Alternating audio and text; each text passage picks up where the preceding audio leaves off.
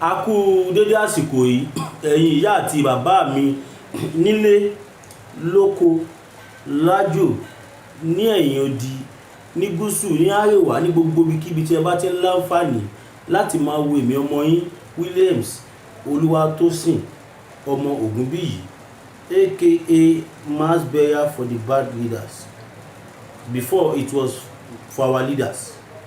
Nígbà tí mi tí mọ̀ páwọn èèyàn bíi bàbá Professor Banji Akíntóyè wà káwọn èèyàn bàbá wa ṣe Sunday Igboho ìgbà tí mi tí mọ̀ pọ̀ wà it was all leader, but now they have been excluded, so I have to say for the bad leaders aka alógúnmàṣíkà. Ọmọ Yorùbá wàhálà ti dé o, kọ́lọ́ má jà rí wàhálà ti dé bá ọ̀tá gbogbo ọmọ Yorùbá o.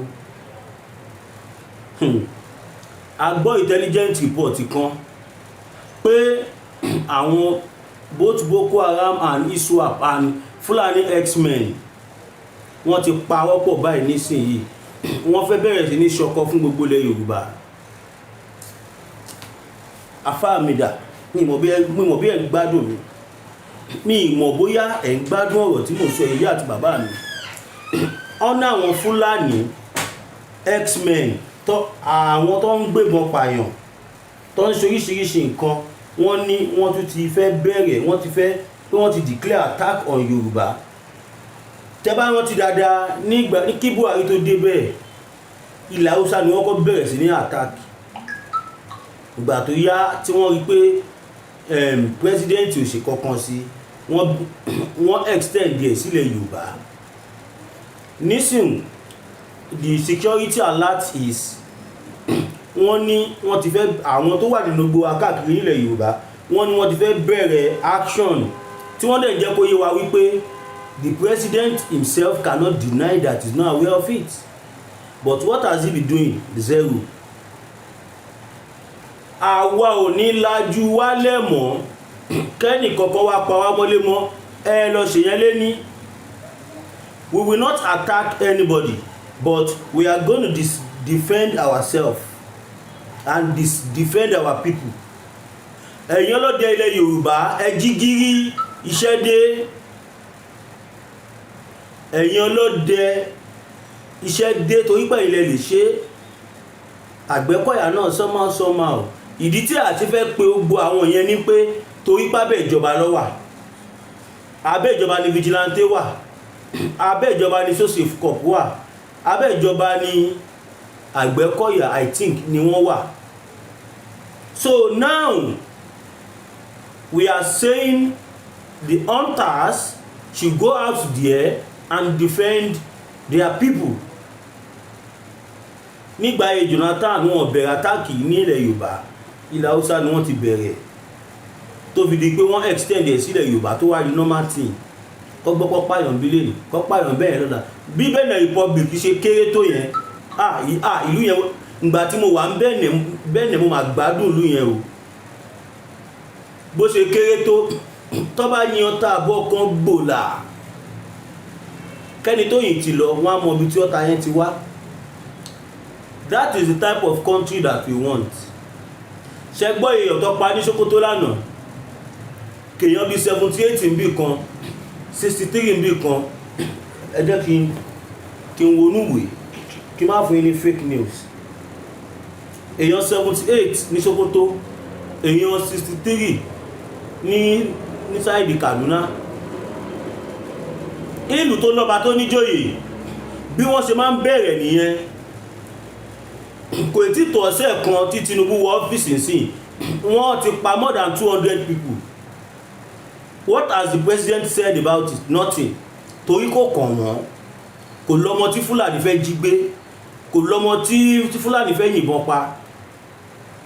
Ẹ̀yin ará mi, iṣẹ́ ìwádìí iṣẹ́ gbogbo wa, iṣẹ́ ilẹ̀ Yorùbá. You can see mo mọ̀ pé ẹ̀yin alágbára Nàìjíríà kẹ́ ẹ máa ń wo fídíò mi. Hope you can see my dressing. Ó jẹ́ kẹ́yìn tẹ́ jẹ́ follower mi àti ìyá mi àti bàbá mi kí ẹ ti mọ̀ wípé tí má ti lè wọ aṣọ yìí ọ̀rọ̀ alálàáfíà ni mo fẹ́ sọ torí pé ọmọlúwàbí ni mí. We will not continue to fold our arms while the useless Fulani herdsmen will continue to kill us. No. a ò ní lajú wa lẹ́mọ̀. We cannot continue to die anymore. We have to defend our territory. We have to defend our father's land. Mo mọ̀ pé ìyá alágbára Nàìjíríà máa ń wo fídíò mi. Yes, torọ́ ti pè mí rí, àwọn kọ̀ọ̀kan ti pè mí rí tí wọ́n tírẹ́tì mi. Ó wà nínú nǹkan tí mo fi sá kúrò ní Nàìjíríà ńgbà kan, bọ̀mù ti dé báyìí, gbégbé ń gbé sóko. Ẹ̀yin àgbààgbà nílẹ̀ Yorùbá, ṣé ojú yín ti ń já báyìí? Ìyẹ́lẹ́sìrí wọ́n sì mẹ́yẹ̀ bọ̀ lápò. Ó ní fídíò kan tí mo post lánàá tí mufti ń pariwo ṣọ́rọ̀ tọ́ sẹ́yìn lẹ́nu ṣá. Enough is enough of all this illegal killing. Ní kí ìjọba máa pààyàn. Ìjọba tẹ́ bá fẹ́ pààyàn ẹ lo ẹni tó ṣẹ̀ sófin. Ẹ má máa lo àwọn bandit pé àwọn x-men pé kọ́ lọ máa pa àwọn èèyàn. It's not good because that is your body language. Ìjọba tó wà ń lù táwọn kan dẹ̀ máa wọ nílùú tó máa lọ pa àwọn èèyàn ṣe gbogbo ẹ̀. In a country that has a working government, I doubt that. Torí ẹ̀ mo ṣe ń sọ fẹ́ èèyàn wa nígbà kan pé president is not our problem. Ọ̀pọ̀lọpọ̀ ó kò bí àgbàtà tako Tinubu pé bí a kó má bàa débẹ̀ ní takò kò yí ọ̀pọ̀lọpọ̀ yín. Mo tẹ́ bá wọ̀ ẹ̀rí pàtí bí abẹ́ ọ̀sẹ̀ kan sì mi ìyẹ́ kí fídíò mi gùn mọ́ torí ṣókí lọ́bẹ̀ oge. Ṣókí mo fẹ́ máa mú wá fún yín.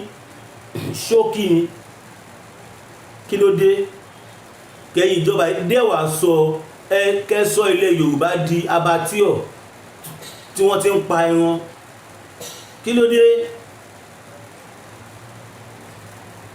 If the Fulanis are thirsty of blood, let them continue to drink the blood of one another. Tí òǹgbẹ ẹ̀jẹ̀ bá ń gbé àwọn Fulani x-men, ẹ jẹ́ kó lọ máa mu ẹ̀jẹ̀ ra wọn kó mọ nílẹ̀ Haúsá tí wọ́n ti ń ṣe yẹn kó má délẹ̀ Yorùbá tó bá fẹ́ kún àgbákò torí pé ní káwọ́ wa kò mọ́. We will start defending ourselves. We will start defending ourselves. Báwo ni ìjọba ṣe máa wà nílùú táwọn kan máa gbébọn káàkiri tí wọ́n máa pa àwọn èèyàn tí wọ́n máa jí àwọn èèyàn gbé wọ́n máa fi tipátipá bá àwọn èèyàn lò pọ̀ wọ́n máa threaten life àwọn èèyàn. We will no longer fold our arms as an activist. Gẹ́gẹ́ bí ajìjàgbara tí mo jẹ́, èmi pàtó mi ní la ojú mi lẹ̀, gbogbo ilẹ̀ Yorùbá ló ní la ojú wọn lẹ̀ torí nǹkan tẹ́ bá gbọ́ lẹ́nu mi ẹnu gbogbo ọmọ Yorùbá lẹ̀ ti gbọ́. That is why I will never promote fake news. Tó bá parí nílẹ̀ tó bá yánsì bí wọ́n ṣe ń para wọn ilẹ̀ Haúsá yẹn kí ilẹ̀ Yorùbá ló ń bọ̀. Kí ló fà á tí wọ́n fi rí jù ọlẹ̀ Igbo?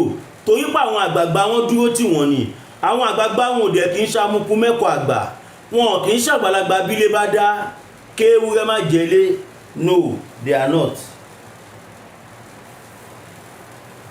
And if the president refuses to make the security active, we will help him to do that by defending ourselves.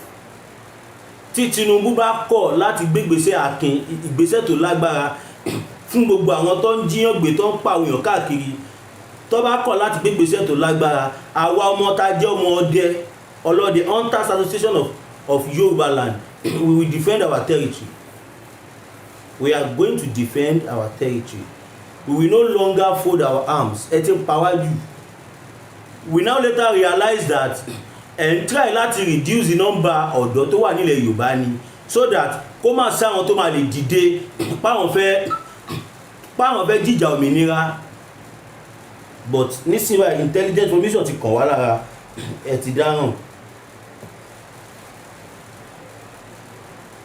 And again, what are the Fulanis still doing in your government? Ṣèbẹ̀rí pé ìgbà tí Buhari tó fẹ́ jẹ́ ká agenda ẹ̀ fast, ó fún gbogbo àwọn general ní compulsory retirement, IG, comptroller general, chief of armed staff, gbogbo àwọn tó ẹ̀dì gbogbo section ní Nàìjíríà, ó fàyà gbogbo wọn, ó kó àwọn Fúlàní síbẹ̀. Ṣèbá sọ fún yín pé Tinubu ò ní lè ṣerú ẹ̀ torí pé kí ni ó fi wá negotiate ni. Kò ń ṣòun gan ló ń pàṣẹ Nàìjíríà. he was just there as His Excellency, and that's all. As a matter of fact, that's all. The five again, kí n tó tẹ̀síwájú, mo fẹ́ yan ọ̀rọ̀ yìí 5 million petition tí Dúpẹ́ Onítìrì gbà lọ́wọ́ wa.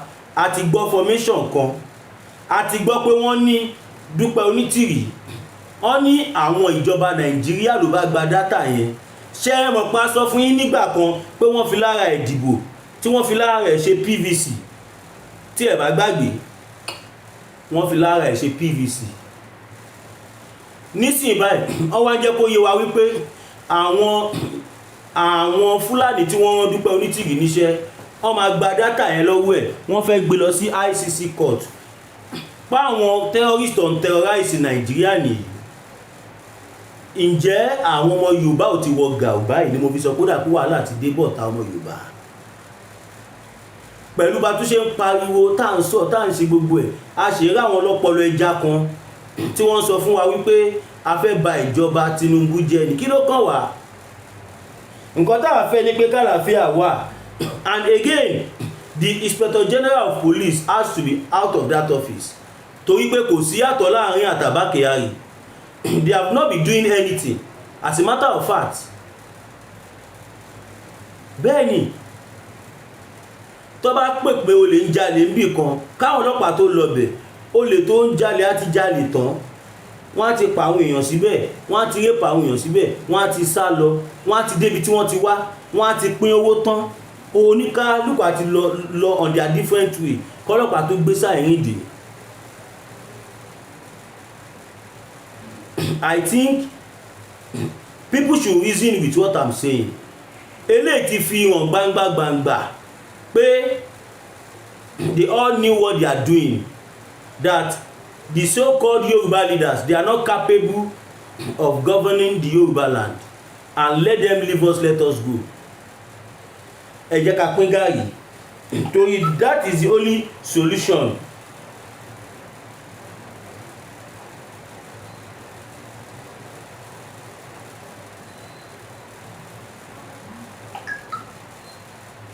All our person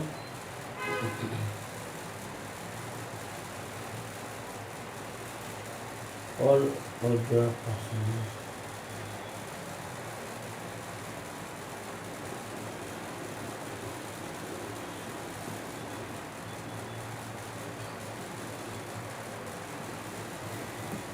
ọmọ Yorùbá a ti sùn, ẹ má jẹ́ ká sùn. Wọ́n tún ti gbé ọwọ́ kọ́wọ́ tí wọ́n gbé nígbà tí ìjọba Buhari fẹ́ bẹ̀rẹ̀, tẹ́ bá rántí. And Gumi must be arrested. Tó bá yẹ pé lóòótọ́ ni Tinubu fẹ́ wá jà fáwọn ọmọ Yorùbá, Gumi gbọ́dọ̀ wà arrested. Torí òun ni intermediary between the bandits and the government and the people. Bó tiẹ̀ jẹ́ pé Tinubu náà gbogbo wọn náà kò sì sẹ́ni tí ò mọ bó ṣe ń lọ́nu gbogbo wọn. Must we continue to die in silence? Ṣé a gbọ́dọ̀ dákẹ́ kó máa pa wá sára? Nígbà tí àǹfààní wà fún oníkálùkù láti pín gààrí ẹ̀, then kí ló tá lè pín gààrí wa? Why? Kí ló tá lè pín gààrí wa? Ẹ jẹ́ ká pín gààrí wa kó oníkálùkù lọ jó orúkọ bàbá ẹ̀.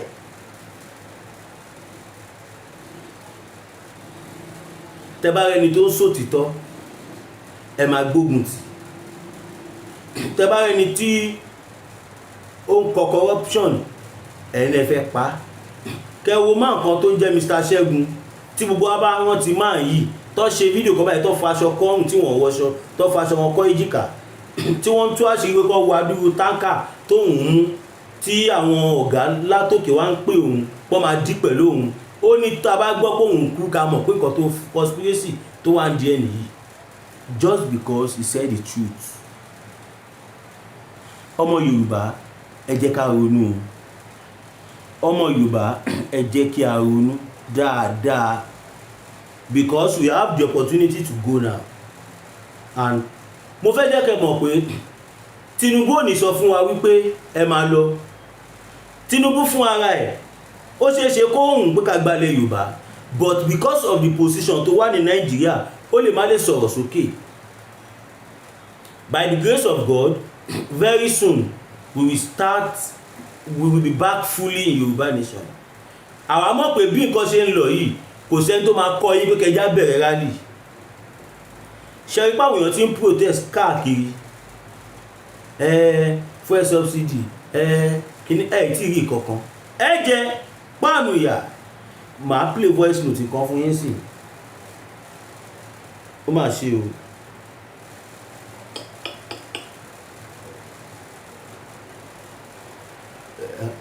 Bóyá ya ẹ rò pé pásítọ̀ ni mí ni. Bàbá mi ẹkọjọ mẹ́ta sí ẹkọṣẹ ẹjọ bàbá ẹ bá wa gbàdúrà o. Mo ti sẹ́ǹdì fídíò kan sí yín o, ẹ bá wa gbàdúrà. Gbogbo àwọn Boko Haram tọ́nà bọ̀ nílẹ̀ Yorùbá wọ́n sọ pé wọ́n fẹ́ máa gba owó orí o, wọ́n máa gba lẹ́vì pé wọ́n ti pààyàn rẹpẹtẹ ní Sokoto àti Kaduna àti Kano. Ní Yorùbá náà ń bọ̀ ń sìn wọ́n fẹ́ wá máa gba owó lẹ́vì. Ẹjọ́ bàbá ẹ bá fàdúrà káwọn dànù kán kọjú ìjà síra wọn kán para wọn ní o. Ẹ ṣé bàbá mi pẹ̀lú àrùn yìí lọ́wọ́ ẹ ṣé sà bá fàdúrà tí o. Ṣe gbọ́kọ̀ tí ya ẹ sọ bẹ́ẹ̀ wọ́n tẹ bá wọ́n tí àní ṣẹ́rí tí bá ń wo ṣẹ́ màmá jẹun tó bá jẹ́ pásítọ̀ ni mí ni màmá rá àwọn èèyàn fún mi ní owó gan. Mo sọ fún wa mo ní àwọn ará bíi they are up to something. Ṣé mọ̀ pé wọ́n ń gba owó orí nílẹ̀ Haúsá sá àwọn indigene wọ́n ń san owó fún àwọn Fulani x-men ẹgbà ẹ má pa wá. Wọ́n dẹ̀ fẹ́ gbé wá sílẹ̀ Yorùbá náà tó máa bẹ̀rẹ̀ lẹ́yìn tó bá san táàkì fún gọ́ọ̀mẹ̀ntì tún san táàkì fún àwọn agbébọn pa àwọn agbénipa.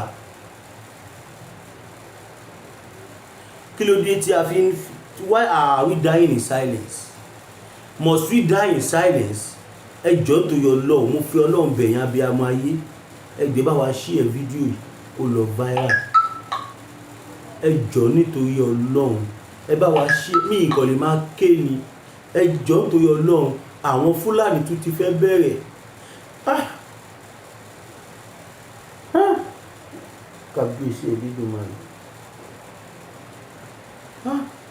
Ẹ̀yin èèyàn ẹ jọ̀ọ́ ẹ pín fídíò yìí ẹ jẹ́ kó lọ kó ní kálukú náà lọ gbáradì. Àwọn Fúlàní wọ́n ti ṣíjú sílẹ̀ Yorùbá báyìí wọ́n ti nílẹ̀ Yorùbá ní next place láti wá continue ìwà ìbàjẹ́ tí wọ́n wù nílẹ̀ Haúsá kọ́ mú ìyàwó níyàwó kọ́ bá sùn wájú ọkọ ẹ̀ kí wọ́n yìnbọn fún orí ìyàwó níṣojú ọkọ kọ́ yìnbọn fún orí ọkọ níṣojú ìyàwó kọ́ dúnbú ìyàwó kọ́ dúnbú ọkọ kọ́ dúnbú ọmọ. Lẹ́yìn tó bá ti jí wọn gbé tó bá kọ̀ láti san owó orí kí ló dé táwọn ọmọ Yorùbá ń fìyà jẹra wa. Ṣe bá sọ pé alólórí ilẹ̀ Yorùbá ni bàbá wa ààrẹ Ìbà Gani Adams. Ṣe rí pé mo ṣí fìlà fún yín bàbá ẹ má wò wọ́n mọ̀ bàbá ẹ má wò wọ́n mọ̀. Mo fẹ́ kẹ́ mọ̀ pé ẹnì kò ní lágbára títí kó lágbára jù Ọlọ́run ọba lọ. Bàbá kẹ́ dá sọ̀rọ̀ ilẹ̀ Yorùbá. Bàbá wa Ìbà Gani Adams ẹ dá sọ̀rọ̀ ilẹ̀ Yorùbá. Kẹ́ kó àwọn ọmọ yín jáde kẹ́ jẹ́ kó defend ilẹ̀ Yorùbá ẹ jọ̀ọ́. Kábíyèsí Olódùmarè Chief Sunday Igboho lè sí ilé báyìí.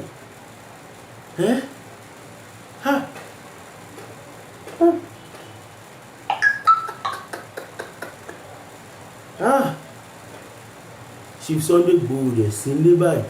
Ta ló fẹ́ kọ̀yà fáwọn ọmọ Yorùbá? Ta ló fẹ́ kọ̀yà fáwọn ọmọ Yorùbá?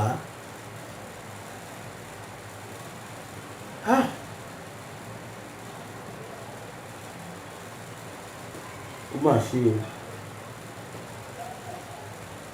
Ta ló fẹ́ kọ̀yà fáwọn ọmọ Yorùbá? Ṣé bá ṣe máa lajú náà lẹ̀ lílì tó máa pa wá lọ?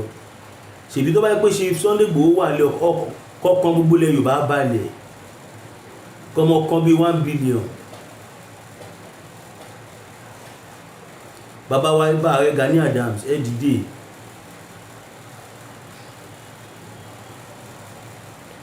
Bàbá wa Onírìṣà Ọ̀jájá Adéyẹyè Ògúnwùsì II bàbá bá wa dá sí. Bàbá má jẹ́ kí ilẹ̀ Yorùbá kó di abattoir. Bàbá ẹ jẹ́ ká dáwọ́ pípa ilẹ̀ Yorùbá ìdúró. Kẹgbọ́n kan tí brọ́dà mi Kọ́láyọmí Kóìkì tí wọ́n sọ láàárọ̀ yìí, wọ́n ní more than 29,000 Yorùbás ni wọ́n ti kú ní ọdún yìí. More than 29,000 people. Nígbà tó jẹ́ wípé ìgbà táwọn British jagun tó jà about 30 years ago gan, èèyàn tó kú bẹ̀ wọ 4,000 3,000 plus ní ogun nìyẹn owó. Nígbà tí wọ́n ti ẹ̀ ja ogun yẹn kèèyàn 3,400 and something ló kú. Ká má wá sọ pé nílùú tí èèyàn 29,000 ti kú just in a year, 29,000, tí ó ṣe pé tsunami ṣẹlẹ̀, tí ó ṣe pé earthquake ṣẹlẹ̀, tí kọ̀ọ̀kan ò ṣẹlẹ̀. Ẹ̀yin àgbààgbà ilẹ̀ Yorùbá ẹ ṣe dáadáa o. Ẹ̀yin àgbààgbà ilẹ̀ Yorùbá ẹ ti ń wò wọ́n o, ẹ ti ń wò wọ́n o, ẹ ti ń wò wọ́n o, kò dáa o, kò dáa báyìí o. Ipò tó fi yín sí kò ṣe pé kí ẹ lọ máa fi agbádá gbowó ní Àbújá tàbí kí ẹ máa fi adé lọ sí patí nìkan ló wà fún un. Gbogbo èèyàn bá ní mo sọ lápapọ̀ o, kẹjẹ́ ká dìde o, ẹ dìde sọ̀rọ̀ ilẹ̀ Yorùbá o. Ṣe bẹ́ẹ̀ ti gbọ́kàn tí wọ́n sọ nísìnyí kò ń ṣe fẹ́yìn tẹ́ bá ẹ̀ṣẹ̀ ń wọlé, ẹ jẹ́ kí n tún play fún yín kí ẹ gbọ́. Bàbá mi ẹ kújọ́ mẹ́ta sà, ẹ lẹ́sà ẹ kú iṣẹ́ o, ẹ jọ̀ọ́ bàbá ẹ bá wa gbàdúrà o. Mo ti sẹ́ǹdì fídíò kan sí yín o, ẹ bá wa gbàdúrà gbogbo àwọn. Bẹ́ẹ̀ lè mọ̀ kí mi parọ́, wọ́n sẹ́ǹdì ẹ̀ sí mi ní direct, it is a direct message. Boko Haram tọ́nà bọ̀dé ilẹ̀ Yorùbá ṣe ń gbọ́. wọ́n sọ pé wọ́n fẹ́ máa gba owó orí o, wọ́n máa gba lẹ́vì láìṣe pé ìjọba. wọ́n ti pààyàn rẹpẹtẹ ní Sokoto àti Kaduna àti Kano, pé Yorùbá náà ń bọ̀ ń sìn, wọ́n fẹ́ wá máa gba owó lẹ́vì. Ẹ jọ̀ọ́ bàbá ẹ bá fàdúrà káwọn dànù, kán kọjú ìjà síra wọn, kán para wọn ní o. Ẹ ṣé bàbá mi pẹ̀lú àrùn yìí lọ́wọ́. Ẹ ṣé sà bá fàdúrà tí o. Ẹ jẹ́ tún play ẹ̀ kọ́ sí. Bàbá mi ẹ kújọ́ mẹ́ta sà, ẹ lẹ́sà ẹ kú iṣẹ́ o, ẹ jọ̀ọ́ bàbá ẹ bá wa gbàdúrà o. Mo ti sẹ́ǹdì fídíò kan sí yín o, ẹ bá wa gbàdúrà gbogbo àwọn Boko Haram tọ́nà bọ̀dé ilẹ̀ Yorùbá wọ́n sọ pé wọ́n fẹ́ máa gba owó orí o, wọ́n máa gba lẹ́vì pé wọ́n ti pààyàn rẹpẹtẹ ní Sokoto àti Kaduna àti Kano, pé Yorùbá náà ń bọ̀ ń sìn, wọ́n fẹ́ wá máa gba owó lẹ́vì. Ẹ jọ̀ọ́ bàbá ẹ bá fàdúrà káwọn dànù, kán kọjú ìjà síra wọn, kán para wọn ní o. Ẹ ṣé bàbá mi pẹ̀lú àrùn yìí lọ́wọ́. Ẹ ṣé sà bá fàdúrà tí o. Fún àǹfààní ẹ̀yin tẹ́ máa ń sọ wípé fake news ti pọ̀jù fún mass b, voice note yẹn lẹ́gbọ́ yìí o, àti gbọ́ nísìnyí báyìí. How do we prevent it? Báwo la ṣe fẹ́ ṣe tí ò ní ṣẹlẹ̀? Ó dọwọ́ yín, ó dọwọ́ mi, ó dọwọ́ gbogbo ilẹ̀ Yorùbá. Torí pé tabana ń dúró de àwọn ilé tí wọ́n pe àwọn ìjọba yìí, òkú máa sùn lọ bìbà, because they are not ready to do anything. They don't even have the strength to do anything. Torí pé àwọn kọ́ wà ń bẹ́ àsìfìgọ́rẹ́dì ni àwọn tó ń control Nàìjíríà wà nílẹ̀ Haúsá. Yes, we cannot continue to fold our arms. Àní la ojú wálẹ̀ kí tàlùbọ̀ kúrò. ọ̀pọ̀lọpọ̀ ti send fídíò Awíkonko sí mi wọ́n ní Awíkonko nígbó tí ń regret ṣé èèyàn mọ̀ kó máa kábàámọ̀ ní tẹ́lẹ̀ kò dẹ̀ ṣe pé dédé regret ó náà kankan tó ṣẹlẹ̀ táwa mọ̀ bọ́ táwa kọ́ dákẹ́ kẹjẹ́ kí n yán díẹ̀ nú ẹ̀ fún yín MC Olúọmọ nísìnyí báyìí mò ń gbọ́ lábẹ́lẹ̀ pé MC Olúọmọ ti pè wọ́n póun bá wọn ṣe mọ́ kọ́ má dárúkọ òun sí ẹni tí tó bá ń ṣe mọ́ ìyẹn àwọn aṣáájú new bloggers ìtìjú ẹ̀ Awíkonko ti rí wípé ẹ̀sìn rèé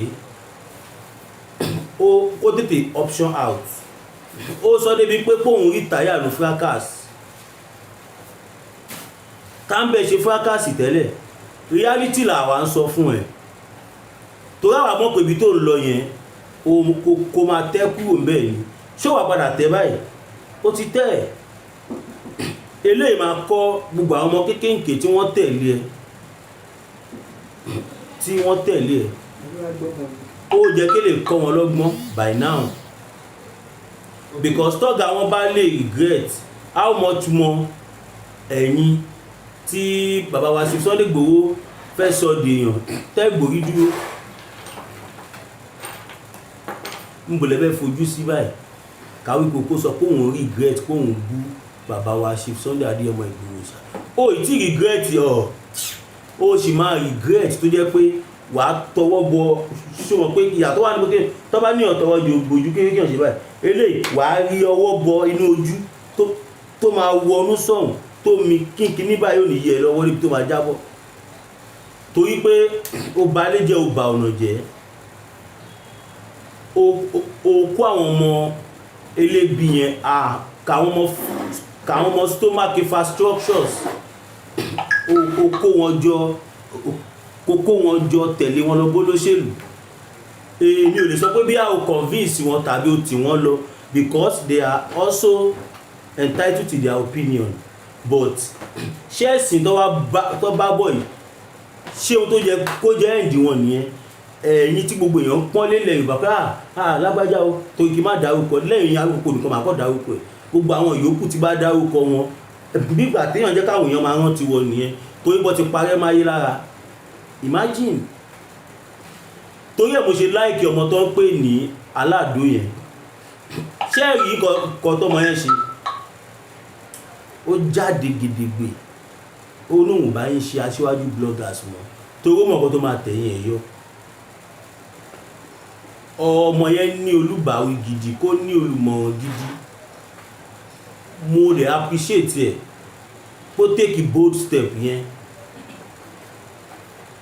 Once again, my name is Williams Oluwatosin ọmọ Ògúnbíyì aka mass bearer for the bad leaders aka alógúnmàṣíkà ilẹ̀ Yorùbá gbé mi ilẹ̀ Yorùbá gbé ẹ̀yin agbé gbogbo wa Oòduà agbéwà kò ní gbé ọ̀dàlẹ̀ lẹ́ẹ̀kan sí ẹ má gbàgbé láti bá wa share subscribe comment like kẹ bá wa pín dé gbogbo ibi tó bá jẹ kó dé torí pé ó wà very very very very important. This message is a message that can tí ó lè tú ọ̀pọ̀lọpọ̀ nǹkan ṣe bẹ́ẹ̀ ni message tí ó lè tú ọ̀pọ̀lọpọ̀ nǹkan ṣe ni fún ẹ̀yin ọ̀dọ́ tí ẹ ti wò páyé ti sú yín tẹ́fẹ́ lọ ṣògo owó tàbí tẹ́fẹ́ lọ ṣe yahoo ẹ̀ nídìí ẹ pè Christos Solution Network kẹ́ pè wọ́n sórí +234 90 75 07 6251 lẹ́ẹ̀kan sí +234 90 75 07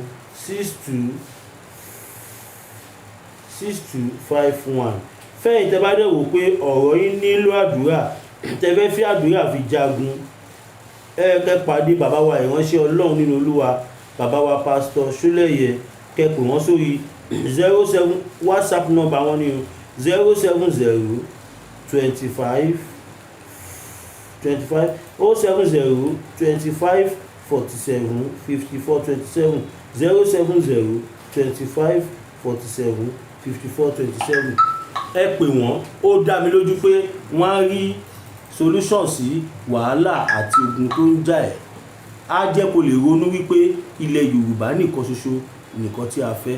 Thank you.